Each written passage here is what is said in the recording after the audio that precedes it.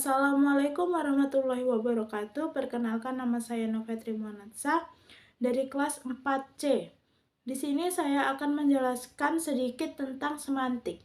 Semantics, the study of word meaning and sentence meaning, abstracted away from context of use, is a descriptive subject. Semantik studi tentang makna kata dan makna kalimat yang diabstraksikan dari konteks penggunaan merupakan subjek deskriptif, merupakan upaya untuk mendeskripsikan dan memahami hakikat pengetahuan tentang makna dalam bahasanya yang diperoleh masyarakat dari mengenal bahasa tersebut. Para ahli semantik bertujuan untuk menjelaskan makna setiap kalimat yang timbul dari di satu sisi makna dari bagian-bagiannya dan di sisi lain cara di mana bagian-bagian tersebut disatukan. Itulah yang dimaksud dengan teori komposisi makna.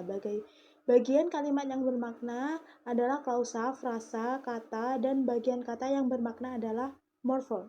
Di sini ada macam-macam semantik, yang pertama ada proportion. A proportion is a statement or assumption that can be true or false. Proporsi adalah istilah untuk semacam makna inti kalimat, gagasan abstrak yang tetap sama. Dalam kasus seperti contoh 1.12a sampai C, proporsi dalam pengertian teknis ini sangat abstrak, tidak terikat pada kata atau kalimat tertentu.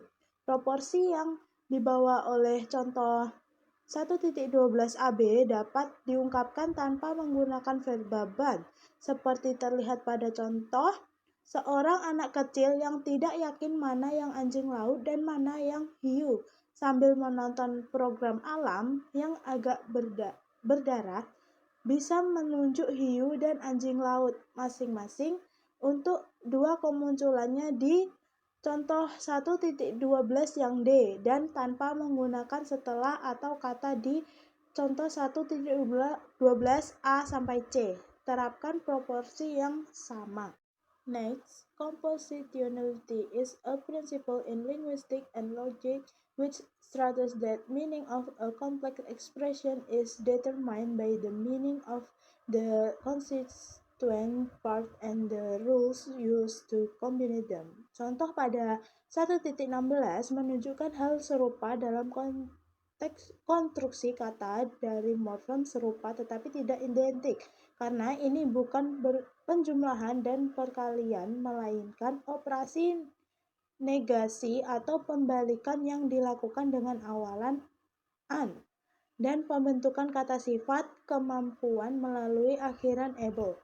Analisis yang ditunjukkan oleh tanda kurung pada 1.16a dapat menggambarkan loker yang pengaitnya rusak. Yang ada di 1.16b bisa menggambarkan loker terkunci yang kuncinya baru saja ditemukan. Tanda kurung menunjukkan ruang lingkup operasi. Bagian mana dari representasi yang tidak dapat dioperasikan. Pada 1.16a, an beroperasi pada kondisi dapat dikunci, tetapi able hanya beroperasi pada kondisi terkunci. Di 1.16b, an beroperasi hanya dengan mengunci dan able beroperasi saat membuka kunci.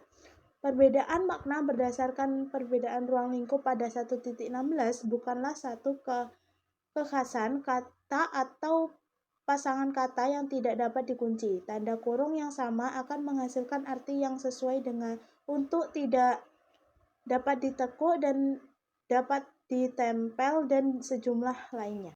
Next, entailment is a logical relationship between two propositions where the truth of one proposition logically guarantees the truth of another proposition.